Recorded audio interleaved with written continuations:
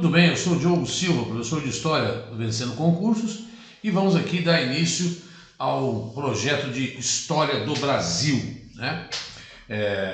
Lembrando que eu vou abordar o século XX e nem todo o século XX. Vou abordar principalmente os temas nesses blocos que são numerados, 1, 2, 3, 4 e assim por diante. A Era Vargas, começa com a Era Vargas, tá? Isso porque a gente está focando naquilo que neste início, né? Naquilo que os concursos mais pedem, ou que mais aparece em concursos. Sempre sabendo que aqui a gente vai trabalhar com o edital. Assim como eu já gravei em História Geral, eu já fiz essa ressalva, os alunos sempre me perguntam: Diogo, onde é que eu busco material? A gente sempre coloca o slide aqui. Eu estou fazendo slides com muitas imagens, você vai perceber isso. Isso é proposital, porque eu entendo que as imagens ajudam você muito a memorizar. Estou convencido cada vez mais nessa pandemia que essas imagens estão cumprindo um papel muito importante. Então você vai perceber que nos slides temos muitas imagens. Questões, né? Obviamente. Então vá acompanhando tudo que está no Vencendo Concursos aí. Então vamos lá. Vamos começar com os nossos slides, nesse bloco número 1 de História do Brasil. Tá aí, né, esta figura linda. Eu uso óculos, aqui eu gravo sempre para poder enxergar melhor. O próximo slide sempre é o slide aonde eu coloco aquilo que é o tema, bloco 1, a Revolução de 30, tá certo? E aí já vamos para o próximo slide, que é um slidezinho aí, onde já está o conteúdo. Muito bem. Para a gente estudar, e a Era Vargas começa com a Revolução de 30, eu preciso sempre cumprir aquele velho ritual de retornar um pouco na história, senão você não entende o evento em si. Então é preciso sempre trabalhar com causas, o período em si e consequências. Diferente das abordagens, olha o que eu vou falar, das abordagens da História Geral. Na História Geral a gente acaba falando assim, causa e consequência, o evento em si não é muito cobrado. Em História do Brasil, não. Em História do Brasil, eles são mais detalhistas, eles pedem, sim, mais notícias sobre o período em que se está estudando, então a abordagem é um pouquinho diferente, mas não muito complicado, porque a História do Brasil é tranquilo para a gente aqui. Então, o que eu vou falar? Vou falar da Era Vargas. A Era Vargas vai de 1930, começando na Revolução de 30, até 1945. E eu vou fatiar esta etapa, tá? Em 4 etapas: os antecedentes e a Revolução de 30, o governo provisório, o governo constitucional e o Estado Novo. Então são 15 anos da história do Brasil que eu vou trabalhar em 4 etapas, mas em 5 blocos, porque o Estado Novo é muito grande, tá? Então serão 5 blocos para tratar esses 15 anos da história do Brasil em 4 grandes etapas. Então, olhando para o material, você vê lá, ó, década de 20, decadência da República do Café com Leite. Que república é essa, a República do Café com Leite? A República do Café com Leite é a república que começou em 1894 e foi até 1930, durando 36 anos. Muitos conhecem esse período também como a República de Minas e São Paulo no poder, a República dos Coronéis, a República Oligárquica. São nomes que podem aparecer para você, tá? Ora, o que eu quero tratar e abordar com você é a última década desse período de 36 anos, porque é exatamente nessa última década que vamos ter a decadência dessa república, culminando com a Revolução de 30 e, portanto, a ascensão de Getúlio Vargas, tá? Então vamos primeiro começar por essa década de 20, para você entender o que é que está acontecendo no mundo e no Brasil, para perceber como é que os grandes cafeicultores de São Paulo começam a entrar em decadência. Aí é legal você lembrar lá de uma coisa da História Geral. A Primeira Guerra Mundial acabou em 1918. E a Primeira Guerra Mundial mudou a cara do mundo. Por exemplo, quem é que ia comprar café do Brasil durante a guerra? Ninguém. Quem é que ia... Como é que o Brasil faria para importar produtos industrializados? Não tem como. O mundo está todo voltando a sua produção, todinha voltada para a produção de armas bélicas ou suplementos para a guerra, enfim. Então, há uma reorganização da economia mundial. Essa reorganização ocorre, portanto, com a intenção de vencer tempos de guerra.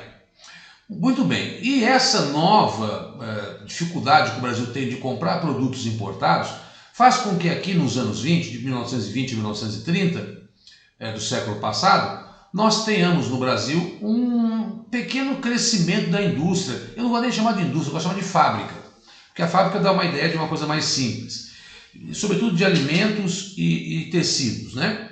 Essas fábricas que começam a surgir, sobretudo no Sudeste, elas tendem a atender aí a demanda interna, né? O consumo interno, já que a gente não consegue comprar nada da Europa. Quando você tem fábrica, você tem um crescimento urbano. Quando você tem um crescimento urbano, naturalmente você tem também uma nova classe surgir, né? A classe dos operários, né? Que começa a crescer, principalmente na cidade de São Paulo, Moca, Brás, aquela região, começa a crescer muito já nos anos 20 aí. E aí você tem, então, um novo mercado consumidor, uma nova classe média, novos movimentos políticos, como o próprio sindicalismo começa a ter força. Já temos greve geral em São Paulo, né, no final dos anos 10, aí, 1917, 19. Então a configuração, a cara, o desenho da cidade de São Paulo está um pouco diferente. Como é que eu chamei isso no slide? Transformações socioeconômicas. Crescem as cidades, novas classes sociais e suas reivindicações. Então esse é um processo de modernização lento, muito lento, que começa a colocar novos atores no cenário. Bom, esses novos atores vão desejar e querem, evidentemente, uma nova estética, um novo jeito de olhar para a vida, para a cidade. E em 22,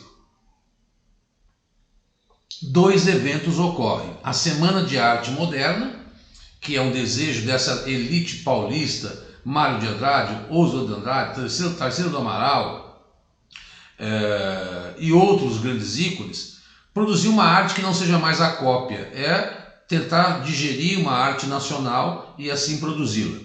Também em 22 nasce o Partido Comunista Brasileiro, que vai defender as classes trabalhadoras. Também em 22 ocorre uma revolta do chamado movimento tenentista.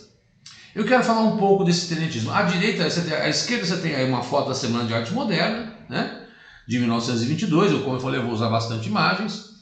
Esse era um cartaz da exposição que envolvia pintura, literatura, música, uma arte genuinamente brasileira. E ao lado direito você tem aí uma revolta dos 18 de Forte. Não só 18, porque realmente foram 18 pessoas. O que está acontecendo no Brasil aí nos anos 20? As chamadas baixas patentes militares, sargentos, capitães, tenentes, tal, e um ou outro membro da alta força, das Forças Armadas, sobretudo do Exército Brasileiro, eles estão muito indignados com aquela República dos Coronéis, que não cai na sua prova agora, mas é bom você saber, que mantinha aquela corrupção eleitoral, voto de cabresto, curral eleitoral, a corrupção desvairada no Brasil. Não é coisa de agora, isso é muito mais antigo do que você imagina. E esses tenentes, eles entendiam que a República Brasileira foi proclamada pelos militares e que, portanto, eles deveriam ter um papel decisivo nessa República. E eles estão vendo que a República está sendo feita de como? De acordo entre governadores de São Paulo e Minas, que corrompem, né, compram os governadores dos outros estados, chamada política dos governadores, fraudam as eleições, mandam matar e não são punidos, enfim, um desmando completo. Resultado, eles falam em republicanizar a República. Dizem que a República precisa de voto secreto, não é mais o voto aberto. Combatem o poder dos coronéis, mas tudo isso em 22, né? No comecinho ainda, está só no plano das ideias. E lá no Rio de Janeiro, que era a capital do Brasil, e em especial no Forte Copacabana, que era uma espécie de grande centro do Exército Brasileiro.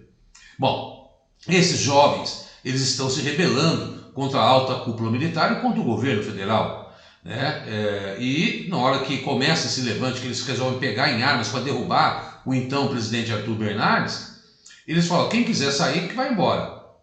Bom, ficaram 17 que pegaram a bandeira do Brasil, cortaram, amarraram no peito, se dizendo nacionalistas, bravos, guerreiros, homens honestos, né? Aqueles que são legítimos, que querem fazer a lei funcionar, que querem organizar o país, e foram às ruas ali lutar. Um gaiato que estava ali tomando uma cerveja entrou no meio e completou 18. Por isso que a foto está lá, com aquele cara de chapeuzinho ali que parece Santos Dumont, é o gaiato que entrou no meio e partiu para o confronto. Ora, um movimento absolutamente romântico.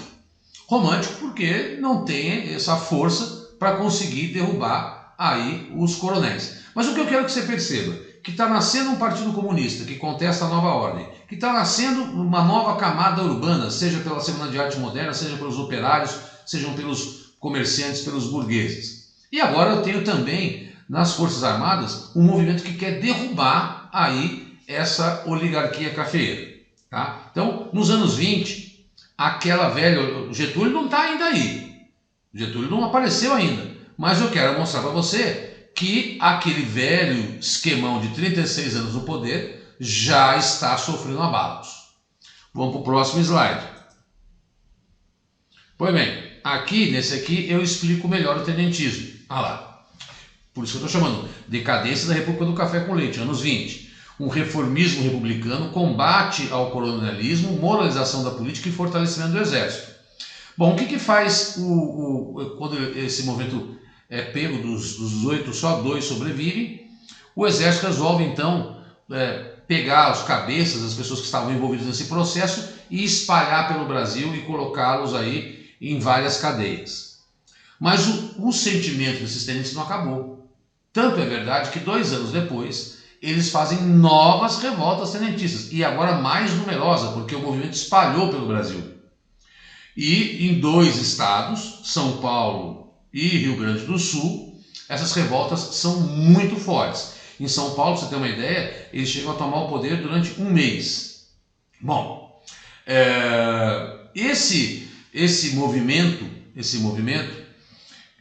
vai depois ser controlado pelas tropas do governo federal, porque era circunscrito a São Paulo e ao Rio Grande do Sul, e esses 2 movimentos fogem e vão se encontrar lá em Foz do Iguaçu, fora do Brasil. E ali eles formam a chamada Coluna Prestes. Esse desenho que está aí, a fotinho menor, é a foto da Coluna Prestes, e esse mapa é o mapa da Coluna Prestes, que é uma marcha de mais de 1.500 homens que chega a andar 25 mil quilômetros pelo Brasil, quase meio globo terrestre, entre 25 e 27, combatendo quem? A base do poder da República do Café com Leite, combatendo o coronelismo, que é aquele grande fazendeiro regional. É óbvio que andar 25 mil quilômetros a pé, sendo perseguido pelas tropas do governo federal, né, uma hora vai enfraquecer esses caras vão fugir do Brasil. Alguns vão para a Bolívia, outros vão para a Argentina e etc. Mas o importante é você observar que eles fizeram essa caminhada aí pelo Brasil, tentando desestabilizar a República do Café com Leite pelas armas. Né? Pra você ter uma ideia, o governo federal chegou a pedir ajuda para Lampião, para tentar derrubar esse movimento. Por que chama Coluna Prestes? Porque havia um capitão, grande líder desse movimento, lá do Rio Grande do Sul, chamado Luiz Carlos Prestes, né? Miguel Costa também era um grande líder, e por isso ficou apelido como Coluna Prestes. Essa grande marcha, pode ver que é pelo interior do Brasil, até mais fácil de fugir, andavam de 30 a 40 km por dia, né? E então eu quero mostrar para você que desde 22 até 27, pelo menos, a República do Café com Leite está tendo tormentas, seja no combate a algumas ideias, seja aí com o crescimento das cidades, do movimento operário, e também em 22, pela primeira vez, essas eleições eram muito assim na República do Café com Leite. Já se sabia quem seria o presidente sucessor. Então era só para inglês ver mesmo. Então o que eles começam a enfrentar nos anos 20? Candidatos enfrentando os candidatos dos paulistas e mineiros. Já em 22, nós tivemos uma oposição forte a esse movimento, lançando candidatura. Não era comum isso. As eleições eram muito já esperadas, né?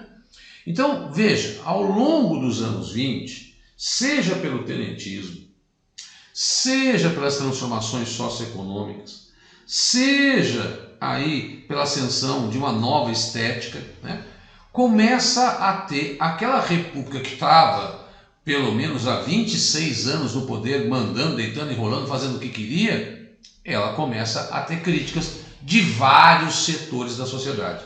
Isso é que é importante, não é de um só, são de vários. E se esses vários se juntarem, eles podem derrubar essa oligarquia cafeeira. Vamos lá para o nosso slide. Então aqui, isso definitivamente não cai. Se perguntarem, era Vargas? Então isso aqui não cai, mas é importante conhecer, né? Então, o próximo slide já está aqui, uma fotinho aí da Revolução de 30. Já começo a chegar efetivamente a ela. O último presidente da República do café com leite se chamou Washington Luiz. Ele governou aí de 1926 a 1930. E é ele quem vai ser deposto. É ele quem vai cair. Getúlio Vargas derruba o Washington Luiz. Getúlio Vargas derruba o Washington Luiz. Já já você vai entender porque eu estou falando isso. Bom, então vamos lá. Ele governava de 26 a 30 e ele pegou o maior abacaxi que se possa imaginar aí durante a República do Café com Leite. Por quê? Porque em 1929, que nós já estudamos quando falando da ascensão de Hitler, uma crise no capitalismo mundial. A queda do café no Brasil chega da ordem de 50% na sua exportação, que era o que nós tínhamos. Nós tínhamos café, um pouquinho de gado, um pouquinho de cacau, e a indústria era só para fazer macarrão, chapéu, bota aqui para dentro. Essa era a economia brasileira da época. E isso levou ao... Porque quando você tem o poder econômico e o poder político, as coisas são muito difíceis de você mexer na história. Ora, esse grupo que estava São Paulo e Minas, eles tinham o poder político, mas agora perderam o poder econômico. E o que eu mostrei desde 22 vem ocorrendo sistematicamente uma série de críticas a esses grupos, porque é aquela velha história, o poder é feito de alternâncias. Grupos que não estão no poder querem o poder. Bom, nas eleições de 30, a chamada dissidência é aquilo que não está em concordância. Ou seja, as oligarquias dissidentes são aquelas oligarquias que não representam aí os interesses de São Paulo e Minas. Formam uma aliança, resolvem chamar todo mundo. Olha, todos nós que ao longo dos anos 20 não gostamos da República do Café com Leite, vamos formar uma aliança liberal para enfrentar o candidato deles? Quem que é o candidato deles? Júlio Prestes. Por quê? Porque em 30 vai ter eleição. Ora, então, naturalmente, o Júlio Prestes, ele nasceu no Rio, mas era de São Paulo, foi criado aqui. Era um paulista, um mineiro. O Arthur Bernardes, que foi o anterior, era mineiro. O Washington Luiz, paulista. Agora era a vez de um mineiro. Por causa da crise do café, sabe a cagada que o Washington Luiz fez? Resolveu trair Minas. Indicou um outro paulista, Júlio Prestes, que era então governador de São Paulo na época, né? Não chamava governador, mas era assim, que só para você entender quem era. Que hoje tem aquela praça Júlio Prestes, lá no centro, onde está a Casa de Espetáculos, né? Pois bem, na hora que o Washington Luiz diz que não vai indicar aí um mineiro, obviamente que Minas já rompe com São Paulo. E Minas parte para que lado? Parte para a Aliança Liberal. Os tenentes, que eram o contrário, sempre lutaram contra as oligarquias cafeeiras, as oligarquias dissidentes, Partido Democrático. Esse partido é um partido que nasceu em São Paulo em 1926. Esse partido tinha qual a intenção? Defender os interesses da burguesia, daqui de São Paulo, os industriais, que eram diferentes do pessoal do café. Bom, vem as eleições em fevereiro. Quem vence? Muito cuidado, muito cuidado, muito cuidado, muito cuidado. Quem vence as eleições por conta da corrupção é Júlio Prestes. Não é Getúlio. O aluno costuma errar muito isso, porque ele fala, vai começar a era Vargas, acho que Getúlio chegou ao poder por uma eleição. Não, se eu estou falando que é uma revolução, é porque Getúlio vai derrubar quem estava no poder. As eleições eram em fevereiro, a posse era em novembro, 15 de novembro. O que acontece? Até porque tem um processo eleitoral e tal. Nesse meio tempo, o pessoal da Aliança Liberal não se conformou com a derrota. Falou, não, esses caras não têm mais o poder econômico, estão abusando, fizeram novamente uma corrupção, nós precisamos nos juntar, pegar em armas e derrubar essa gente. Getúlio Vargas, um homem que já tinha sido governador do Rio Grande do Sul, procurou apoio na Paraíba de João Pessoa, João Pessoa era o vice dele, então ele está buscando gente de Minas, gente da Paraíba, gente do Rio Grande do Sul, mais os tenentes, mais o Partido Democrático de São Paulo, ou seja, Getúlio está reunindo forças para poder derrubar essa oligarquia cafeira. E aí então acontece um episódio curioso, né? O João Pessoa, que era vice dele, foi assassinado lá na Paraíba. Ele foi assassinado por uma questão de traição entre homens e mulheres, marido e mulher, esposa, lá, João Dantas que matou. Mas o pessoal falou, tá vendo? Estão matando até o vice do Getúlio. Esse pessoal da República do Café com Leite não quer largar o osso. Vamos pegar em armas. Bom, então vamos. Como é que vai fazer? Os tenentes vêm pelo Nordeste, que eles lutam bem lá.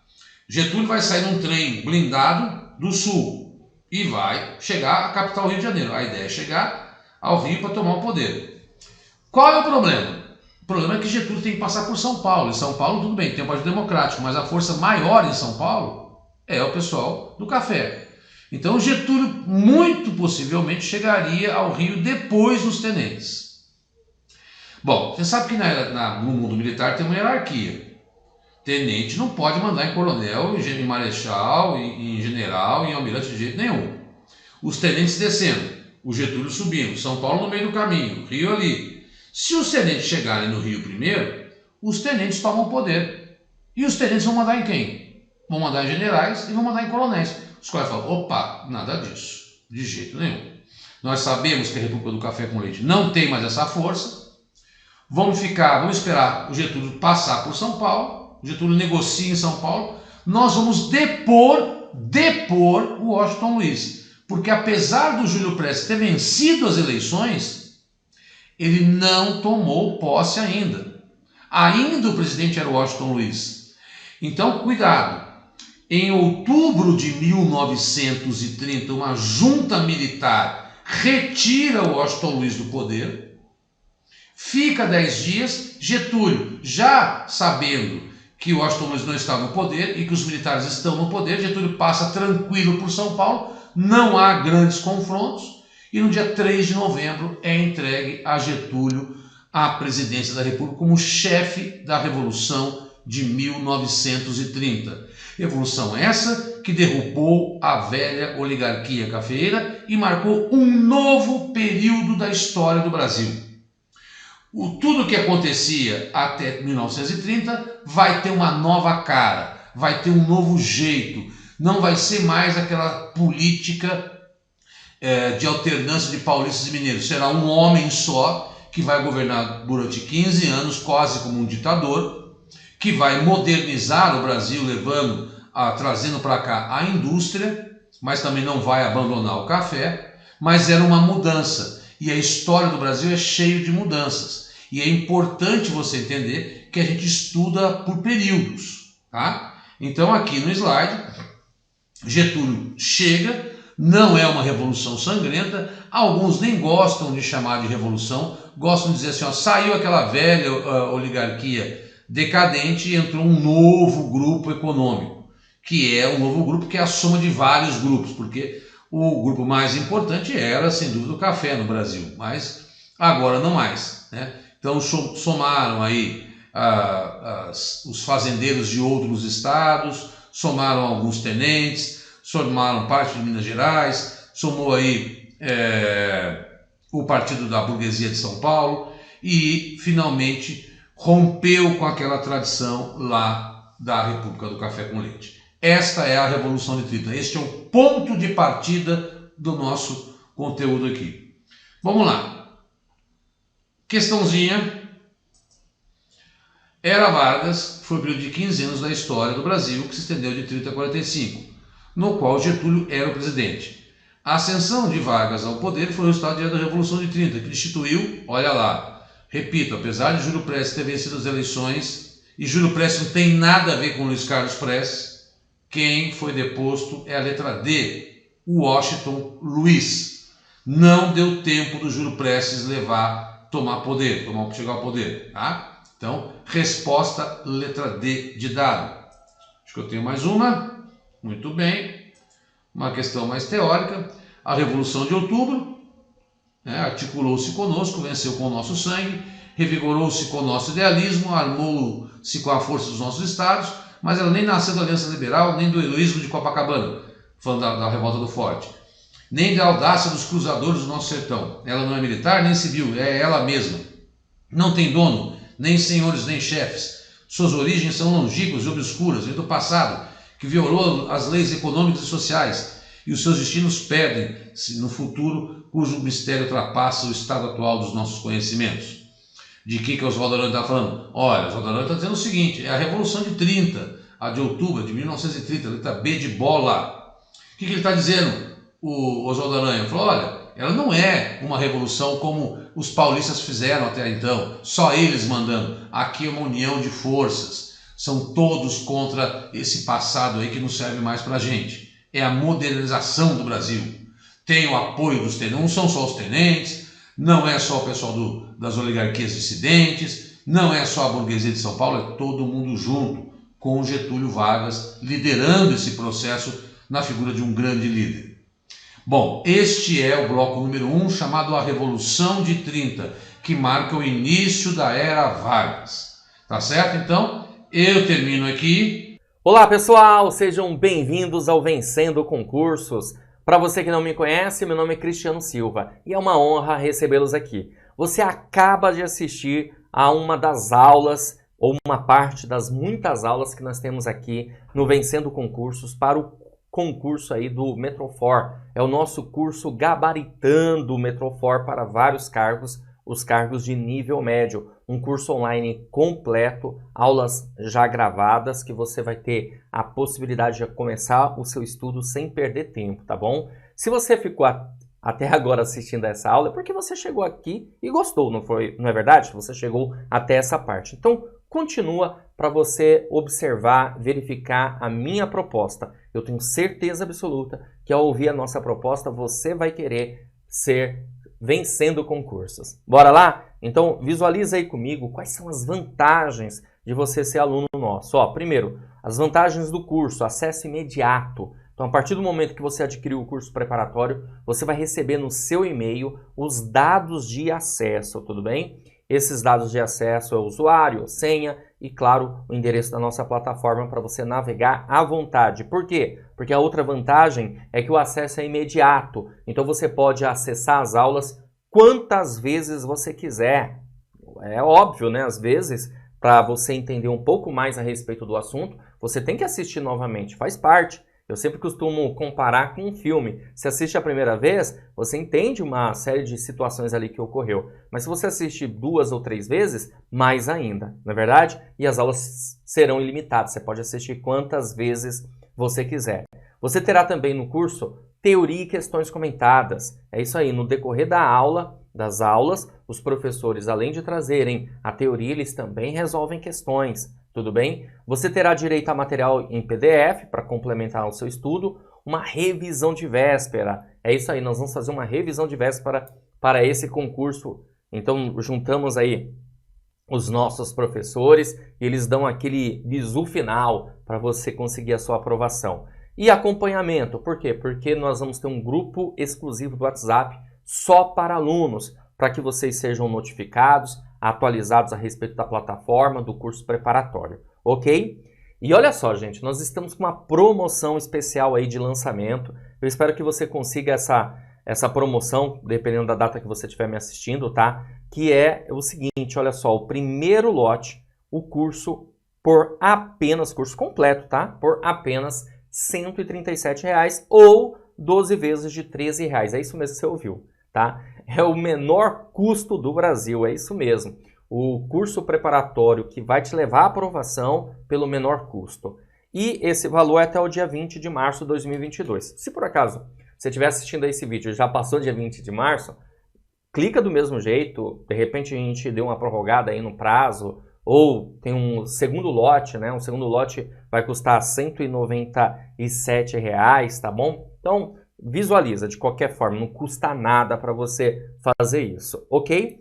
E se mesmo assim você tiver alguma dúvida, você vai entrar em contato conosco pelo WhatsApp 11 94783 8693 e nós vamos sanar todas as suas dúvidas relacionadas ao curso preparatório, tá bom? Como que você faz para adquirir o curso? Super simples. Abaixo do vídeo, na barra de descrição, ou na barra de comentários, você vai encontrar um link. Você vai clicar nesse link, você vai ser redirecionado para a página do curso. Lá você vai encontrar todas as informações, vão ter mais aulas ainda, aulas demonstrativas para você, tudo que você realmente precisa saber, tá certo? E aí você vai preencher seus dados, escolher a forma de pagamento e pronto. Comece a estudar com a gente imediatamente, tá bom? Ó, vou ficando por aqui. Um grande abraço para vocês, mas qualquer dúvida é só mandar uma mensagem que nós responderemos para você. Valeu, grande abraço, a gente se vê dentro da plataforma.